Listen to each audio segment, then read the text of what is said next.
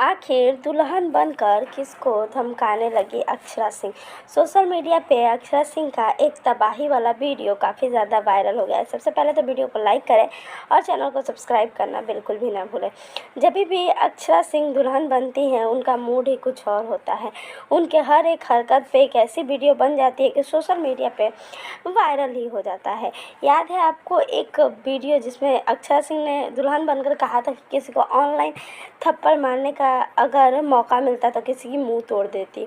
उसी तरह इस बार भी अक्षरा सिंह ने इसी टाइप का एक वीडियो बनाया है और सोशल मीडिया पे वायरल हो गया है। लोग ये कह रहे हैं कि अक्षरा सिंह कहीं ना कहीं पवन सिंह जी को इनडायरेक्टली धमकाती रहती है या ज्योति सिंह। वैसे अक्षरा सिंह जी ने बहुत सारे इंटरव्यू में कुछ ऐसी बातें कह दी है जो काफ़ी लोगों को काफ़ी मिर्ची तो लगी जाती हैं। वैसे भी चुनाव का माहौल है तो अक्षरा सिंह जी का ऐसी बातें करना लोगों को शायद पच नहीं रहा है। आपको क्या लगता है, आप हमें कमेंट्स में ज़रूर बताएं।